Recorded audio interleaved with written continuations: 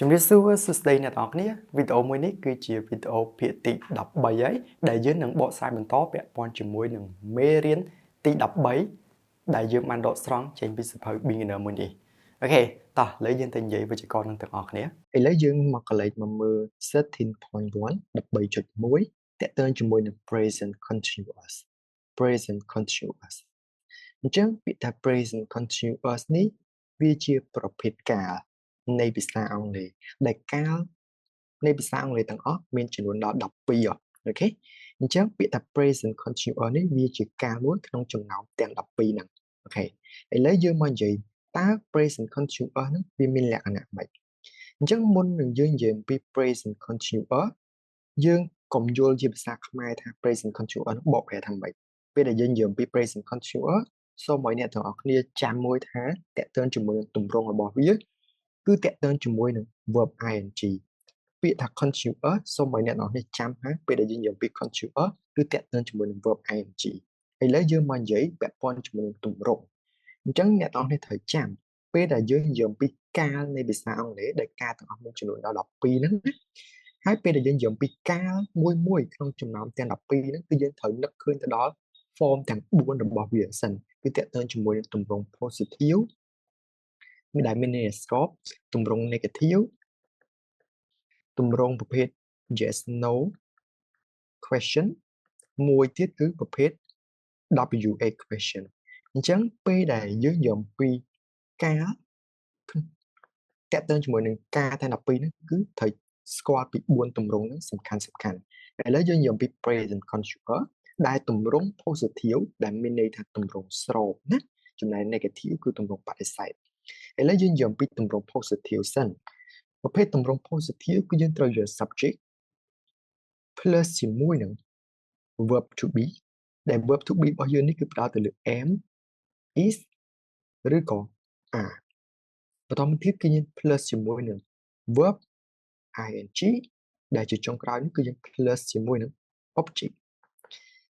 ចឹងអ្នកនរស្គាល់អ្វីទៅជា subject អ្វីទៅជា am is are អ្វីទៅជា verb ing អ្វីទៅជា object ឥឡូវយើងមកមើលទម្រង់ positive នេះដែលជាប្រភេទទម្រង់ស្របសិនឥឡូវយើងមានឧទាហរណ៍មួយគឺ I am working អូខេចឹងយើងសរសេរទម្រង់បែបនេះចុះ I am working មានន័យថាខ្ញុំកំពុងធ្វើការឥឡូវយើងកលេចមកមើល I នេះគឺជា subject របស់យើងចំណែក am នេះគឺជាមួយក្នុងចំណោម am is are ចំណែកឯពាក្យថា working នេះគឺជាប្រភេទ verb ing ចំពោះ object នេះពេលខ្លះយើងអាចដាក់ពេលខ្លះយើងមិនចាំបាច់ដាក់ក៏បានដែរអូខេវាអាស្រ័យទៅលើស្ថានភាពនៃប្រយោគដែលយើងនិយាយទេអូខេតោះអញ្ចឹង I am working មានខ្ញុំកំពុងធ្វើការអូខេអញ្ចឹងយើងត្រូវដឹងជាទូទៅ verb ing នេះគឺយើងបកប្រែមានកំពុងនៅខាងក្នុងហ្នឹងអូខេ work បកប្រែធ្វើការពីដែល working មានន័យថាកំពុងធ្វើការអូខេអញ្ចឹង I am working គឺបកប្រែថាខ្ញុំកំពុងធ្វើការអូខេតោះឥឡូវយើងមកមើលបន្តទៀតពាក់ព័ន្ធជាមួយ he is working គាត់កំពុងធ្វើការ she is working នាងគឺកំពុងធ្វើការ it is working វាគឺកំពុងធ្វើការចំពោះ you are working អូខេ we are working they are working អញ្ចឹងក្នុងន័យកន្លែងនេះអ្វីដែលខុសគ្នាគឺតកតងតែជាមួយ verb to be ទេដោយសារ verb to be របស់យើងការប្រើប្រាស់វាប្រែប្រួលទៅតាមការប្រើ subject នីមួយៗរបស់យើងអូខេអញ្ចឹង subject ទាំងអស់នេះគេឲ្យឈ្មោះថាប្រភេទ subject pronoun ដែលយើងហ៊ានកន្លងមកថា subject pronouns គឺវាមានចំនួនប្រមាណមានចាំទេពួកយើង subject pronoun នោះមានចាំទេពួកយើង subject pronouns គឺវាមានចំនួន7ហ្នឹងវារួមមាន I នេះហ្នឹងដូចដែលយើងឃើញ3អូខេ1 2 3 4 5 6 7មានចំនួន7ហ្នឹងអា7ហ្នឹងហើយគេឲ្យឈ្មោះថា subject pronouns អូខេ yes ឥឡូវយើងបានស្គាល់ហើយពាក់ព័ន្ធជាមួយនឹងប្រភេទទម្រង់ positive ទម្រង់ស្របឥឡូវយើងនិយាយអំពីទម្រង់ negative វិញម្ដងអញ្ចឹងទម្រង់ negative គឺយើងត្រូវដឹង form របស់វាសិនទម្រង់ negative គឺយើងយក subject plus ជាមួយនឹង verb to be របស់យើងដដែលគឺ am is ឬក៏ are បន្តមកទៀត plus ជាមួយនឹង not plus ជាមួយនឹង verb ing នឹងដាក់មួយទៀតតែម្ដងទៅគឺ plus ជាមួយ object Chẳng ưu tiên họ bao giờ cứ ta đại thì nè cứ am not working chẳng dùng bố biết am not ní đi chỉ tùm rong cắt chẳng dương cái lấy mà mới tùm rong pin bỏ bây giờ mới I am not tùm rong pin bỏ biết cứ sorry tùm rong cắt bỏ biết cứ am not trong này he is not chỉ tùm rong pin to tùm rong cắt bỏ biết cứ he isn't rồi cái dương từ tụi bạn này chẳng này lấy nhưng mà mới biết you are ní vậy chẳng tùm rong cắt bỏ you are not cứ chỉ you you aren't គឺបែបនេះអូខេ yes នេះគឺជាលក្ខណៈនៃទម្រង់តទៅជាមួយនឹង long form និង short form មានន័យថាទម្រង់កាត់និងទម្រង់ពេញអូខេឥឡូវយើងមកមើល am not working ខ្ញុំមិនកំពុងធ្វើការទេ he isn't working គាត់គឺមិនកំពុងធ្វើការទេ you aren't working អ្នកមិនកំពុងធ្វើការទេអូខេអញ្ចឹងពាក្យនេះយើងប្រណោនថា isn't ចំណែកពាក្យនេះយើងអានថា aren't អូខេដែលទម្រង់ពេញរបស់វាគឺ are not អូខេចំណែក isn't ទម្រង់ពេញរបស់វាគឺ is not អូខេចំណែកឯ am not នេះទម្រង់របស់វាគឺ am not បែបនេះ correct អូខេឥឡូវយើងមកនិយាយបន្តិចមើលអូខេ I របស់យើងនេះគឺជា subject ចំពោះ am not របស់យើងនេះគឺជាម្ដុំនេះរបស់យើងអូខេចំណែកឯ working របស់យើងនេះគឺជា verb ing ចំពោះ object វាជាកម្មបត្តិមានន័យថាអ្វីដែលឈរនៅបន្ទាប់ពីកិច្ចសព្ទនេះប៉ុន្តែដែលឡែកប្រយោគរបស់យើងជាក់ស្ដែងនេះវាអត់មាន object ទេប៉ុន្តែយើងមិនចាំបាច់ខ្វល់ទេដោយសារពេលខ្លះគឺយើងចង់ប្រើ object ក៏បានអត់ចង់ប្រើក៏បានវាអាស្រ័យទៅលើស្ថានភាពនៃការនិយាយរបស់យើងជាក់ស្ដែងឥឡូវយើងសូមនិយាយពាក់ព័ន្ធប្រយោគដែលមាន object តែម្ដងចុះកុំឲ្យអ្នកនរគ្នាឆ្ងល់ចុះឧទាហរណ៍ថា I'm not cooking the food មានន័យថាខ្ញុំមិនកំពុងចម្អិនអាហារទេអញ្ចឹងប្រយោគនេះវាមាន object the food នេះដែលឈរពីកតុយ cooking នេះដែល cook មានចម្អិន cooking មានកំពុងចម្អិនអញ្ចឹង the food នេះប្រែថាអាហារអញ្ចឹងអ្វីដែលឈរពីក្រោយកិច្ចសព្ទនេះគឺគេចាប់ទុកវាជា object ឥឡូវយើងសូមធ្វើការប្រៀបធៀបបន្តិចពាក់ព័ន្ធជាមួយនឹង form ចំពោះ I នេះវាជាប្រភេទ subject ចំពោះ am នេះទម្រង់របស់វាគឺ am របស់យើងដែលវាមាន am is are ដែលឡែកដោយសារ I ប្រើមួយ am not របស់យើងនេះគឺជា not របស់យើងដែរ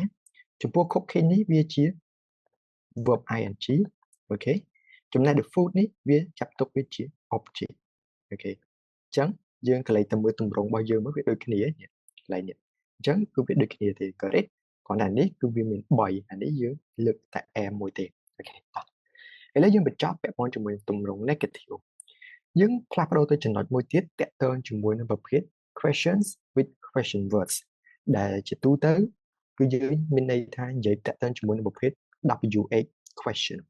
អញ្ចឹងអ្វីទៅជា WH question ទៀតពាក្យ what នេះគេឲ្យឈ្មោះថា WH question what បុព្វហេតុខ្មែរមានន័យថាតើអ្វីឥឡូវយើងមកមើលឧទាហរណ៍ប្រយោគមួយគឺ what am I wearing ដែលមានន័យថាតើខ្ញុំគឺកំពុងស្លៀកអ្វី what are you wearing តើអ្នកកំពុងពាក់អ្វីអូខេ what is he wearing sorry what are you wearing តើអ្នកកំពុងពាក់អ្វី what is he wearing តើគាត់គឺកំពុងពាក់អ្វីនេះគឺជាឧទាហរណ៍ឥឡូវយើងនិយាយតាក់ទងជាមួយទម្រង់របស់ W equation តិចមើលដើម្បីជាការរំលឹកទៅកាន់គ្នាយើងទាំងអស់គ្នាដែលទម្រង់របស់វាគឺយើងយក W equation មកដាក់ពីមុខគេមក W equation plus ជាមួយនឹង verb to be របស់យើងដែលមាន am is are ឥឡូវពេលដែលchơiនិយាយដាក់ to be មួយម៉ាត់នេះអញ្ចឹងពេលដែលយើងពី to be មួយម៉ាត់នេះគឺផ្ដោតទៅលើ am is ហើយនឹង are គឺផ្ដោតទៅលើ3ហ្នឹងហើយបើយើងចង់ដាក់ទាំង3ហ្នឹងក៏បានដែរប៉ុន្តែវាសារវាវែងពេកអញ្ចឹងយើងនិយាយពី to be អញ្ចឹងមកថាយើងទៅ say to be អញ្ចឹងទៅវាកាត់បន្តិចវាកុំឲ្យវែងពេកឥឡូវបន្តទៀត W equation បូកជាមួយ verb to be បូកជាមួយនឹង subject ហ្នឹងគឺអាចផ្ដោតទៅលើ subject pronoun បន្តមកទៀតគឺយើង plus ជាមួយនឹង verb ing ហើយជាចុងក្រោយនេះគឺយើងត្រូវដាក់ question mark មួយមកដែលជាសញ្ញាសួរហើយយើងមើល what នេះអូខេជា W equation am របស់យើងនេះគឺជា verb to be ចំណែក I នេះគឺជា subject អូខេចំពោះ wearing នេះគឺជា verb ing ចំពោះ question mark នេះគឺជា question mark របស់យើងអូខេ yes ឥឡូវយើងទទួលបានសំណួរគេសួរថាឥឡូវយើងឧទាហរណ៍ប្រយោគនេះចុះអូខេឥឡូវជួយសំសេចជាទម្រង់ពេញបន្តិច cứ what are you wearing តើអ្នកកំពុងពាក់អ្វីអញ្ចឹងសួរថាឆ្លើយគឺយើងឆ្លើយបែបម៉េចបើគេសួរអញ្ចឹងយើងអាចឆ្លើយមកថា I am ឬក៏ am ក៏បានដែរដែលជាទម្រង់កាត់លើយើងទៅសេជាទម្រង់ពេញសិន I am wearing a new shirt តែមានន័យថាខ្ញុំកំពុងពាក់អាវថ្មីមួយអូខេនេះគឺជា a new shirt នេះមានន័យថាអាវថ្មីមួយអូខេ new ថ្មី shirt អាវអញ្ចឹង a new shirt នេះវាចាប់ទុកវាជា object ជាកម្មបត្តិណាជា object នេះអូខេចាឥឡូវយើងបញ្ចប់ហើយពាក់ព័ន្ធជាមួយនឹង questions with question marks ឥឡូវយើងទៅចំណុចបន្តទៀតពាក់ព័ន្ធជាមួយនឹងប្រភេទ yes no questions and short answers អញ្ចឹងក្នុងទម្រង់នេះគឺមានន័យថាជាប្រភេទទម្រង់បែប yes no question តែទម្រង់របស់វាគឺយើងត្រូវយក verb to be អូខេ plus ជាមួយនឹង subject plus ជាមួយនឹង verb ing plus ជាមួយនឹង object អូខេ yes ឥឡូវយើងកន្លែងមកមើលឧទាហរណ៍មួយគឺ are you wearing jeans jeans មានន័យថាខោកាប៊យតែអ្នកកំពុងពាក់ខោកាប៊យមែនទេតែយើងមើល are គឺជា verb to be អូខេ you គឺជា subject wearing គឺជា verb ing ចំណែកឯ jeans វាជា object question mark គឺត្រូវតែដាក់ចំពោះប្រយោគសំណួរអញ្ចឹងពេលដែលយើងសួរបែបអញ្ចឹងចម្លើយនៃការនិយាយរបស់យើងដែលជាការឆ្លើយហ្នឹងគឺមានពីរករណី yes ហើយនិង no បើយើងឆ្លើយថា yes មានន័យ yes I am មកខ្ញុំគឺកំពុងស្លៀកខោកាប៊យបើ no I'm not ទេខ្ញុំមិនកំពុងស្លៀកទេអូខេឥឡូវយើងមកកន្លែងមើលឧទាហរណ៍មួយទៀតពាក់ព័ន្ធជាមួយនឹង is she reading a newspaper តើនាងកំពុងអានកាសែតមែនទេ is អូខេ verb to be she គឺជា subject reading គឺជា verb ing ចំណែកឯ newspaper វាជា object question mark គឺ question mark តដែរសញ្ញាសួរចឹងការឆ្លើយយើងត្រូវចាំមានតែពីរនឹងតែ yes ហើយនិង no បញ្ឆ្លើយ yes yes she is ទៅ no she isn't អូខេប្រភេទ yes no question ណា yes no ចឹង yes no question ចម្លើយវាមានពីរមានតែ yes ហើយនិង no មានពីរហ្នឹងអូខេឯកភាពឬក៏មិនឯកភាពឥឡូវយើងបញ្ចប់ពាក់ព័ន្ធជាមួយនឹងប្រភេទ present continuous អូខេឥឡូវយើងមកមើល 13.2 13.2 ចំពោះចំណុច 13.2 គឺយើងនិយាយតើទៅមួយ present simple ហើយនិង present continuous អញ្ចឹងចំពោះ present simple គឺយើងបានរៀនពីមេរៀនមុនកន្លងមកហើយអ្នកដែលអត់ទាន់យល់ present simple សូមទៅមើលភាគដែលមានតើទៅជាមួយនឹង present simple នេះសិនទៅហើយនេះ present continuous អូខេ present continuous យើងបាននិយាយមិញហើយអញ្ចឹងជាទូទៅយើងសូមនិយាយតិច present simple គឺយើងយក subject plus verb 1 plus object ចំពោះ present continuous គឺយើងយក subject plus verb to be plus ជាមួយនឹង verb ing plus ជាមួយនឹង object យើងត្រូវស្គាល់មួយច្បាស់សិនអ្វីទៅជា verb 1អ្វីទៅជា verb ing អូខេ verb ing verb ដែលបូកមួយ ing verb 1គឺសំដៅទៅលើ verb ណាដែលអាចបន្ថែម s es អីជាដើមហ្នឹងពេលដែលយើងប្រើមក he she it ឬក៏ verb ដែលយើងប្រើក្នុង present simple ហើយនៅក្នុងទម្រង់ positive ឥឡូវយើងមកមើលចំណុចទី1ទាំងអស់គ្នានេះចំណុចនេះទាំងអស់គ្នាជាអ្នកឲ្យមើលតើចំណុចនេះគឺគេនិយាយថាម៉េចខ្លះចឹងគេបានរំលេចថា we use the present simple to talk about actions that are true for all time all a long time ចឹងគេបាននិយាយថា present simple គេបានប្រើប្រាស់ present simple ហ្នឹងដើម្បីជជែកឬក៏និយាយអំពីសកម្មភាពដែលត្រឹមត្រូវអូខេគ្រប់ពេលហ្មងឬក៏ត្រឹមត្រូវរយៈពេលវែងអូខេឧទាហរណ៍ថា Hans comes Hans comes from Germany ដែលប្រយោគហ្នឹងមានន័យថា Hans គឺជាឈ្មោះអញ្ចឹង Hans មកពីប្រទេសអាល្លឺម៉ង់អូខេ Germany អូខេ Germany មានប្រទេសអាល្លឺម៉ង់អូខេអញ្ចឹងអាហ្នឹងតើតើជាមួយនឹងការពិតអូខេ yes true ឧទាហរណ៍ថាយើងវិញយើងនិយាយមកថា I come from Cambodia យើងមកពីប្រទេសកម្ពុជាអាហ្នឹងបង្ហាញអំពីអត្តសញ្ញាណយើងថាយើងមកពីណាអូខេអញ្ចឹងវាជារឿងដែលប្រកបត្រឹមត្រូវអូខេអញ្ចឹងយើងនិយាយ I come from Cambodia អូខេតោះ I love you ខ្ញុំស្រឡាញ់អ្នក យើងបង្ហាញអំពីការសារភាពវាបង្ហាញអំពី true ការពិត okay yes ឥឡូវយើងមកមើលបន្តទៀត okay my father works in a bank okay my father works in a bank មានន័យថាឪពុករបស់ខ្ញុំធ្វើការនៅក្នុងធនាគារមួយកន្លែងអូខេអញ្ចឹងវាបង្ហាញអំពី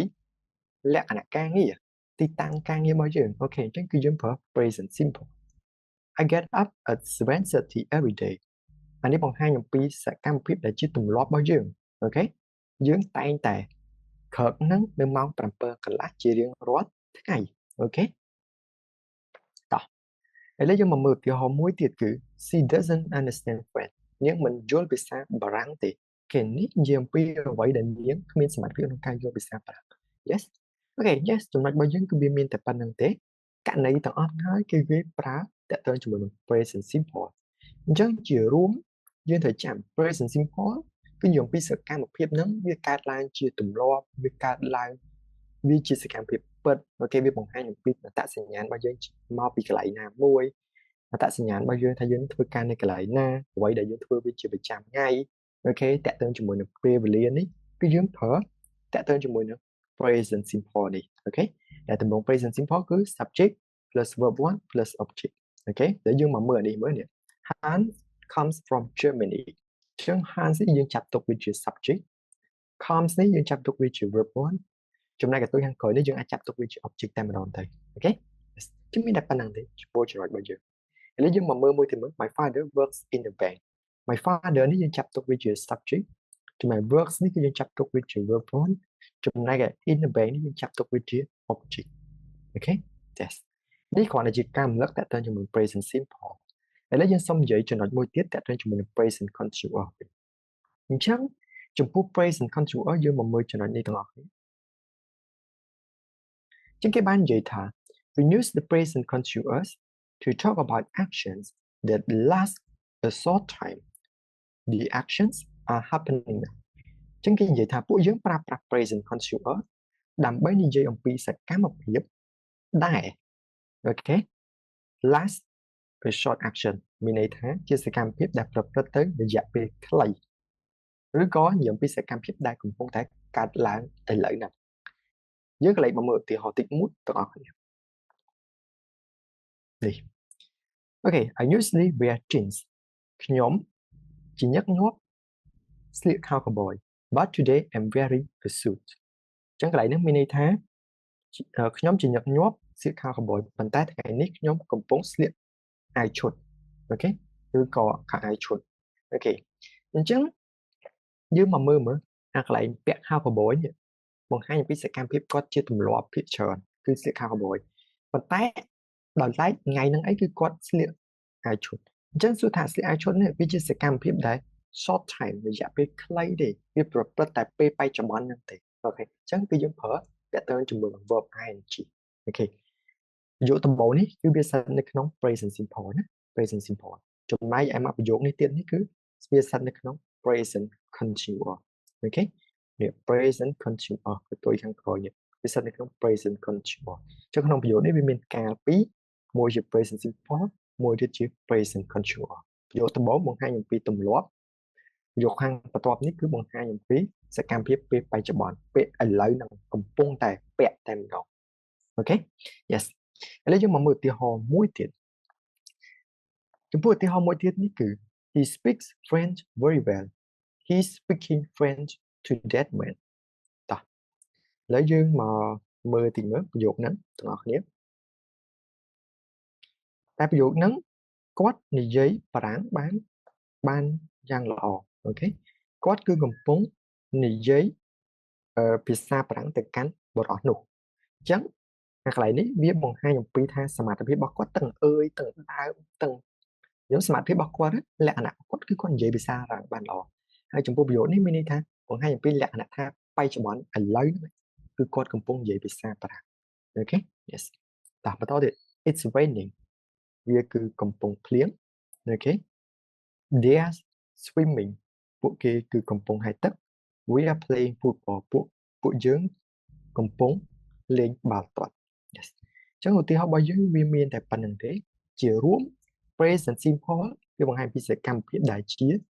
ទម្លាប់ ត្រឹមត្រូវវាបង្ហាញអំពីអត្តសញ្ញាណរបស់យើងមកពីណាតាក់ទងជាមួយនឹងម៉ោងយើងធ្វើជាសកម្មភាពដែលតាក់ទងមួយម៉ោងជា schedule ជាកាលវិភាគអូខេប្រើ present simple ចំណែក present continuous គឺយើងប្រើតាក់ទងជាមួយសកម្មភាពដែលកំពុងតែកើតឡើងឥឡូវនឹងតែម្ដងឬក៏ជាសកម្មភាពមានរយៈពេលខ្លី yes ឥឡូវតាក់ទងជាមួយនឹងវេយ្យាករណ៍នៃមេរៀនទី13របស់ពួកយើងគឺត្រូវបានបញ្ចប់ហ្នឹងហើយអ្នកនរគ្នាមិញគឺយើងបានបកស្រាយឲ្យពាក់ព័ន្ធជាមួយនឹងវេយ្យាករណ៍នៃមេរៀនទី13មួយនេះអញ្ចឹងអ្នកនរគ្នាយល់យ៉ាងណាដែរពាក់ព័ន្ធជាមួយវេយ្យាករណ៍ខាងលើហ្នឹងបើអ្នកនរគ្នាមានសំណួរអ្នកនរគ្នាអាច comment នៅខាងក្រោមវីដេអូផងដើម្បីឲ្យយើងបានដឹង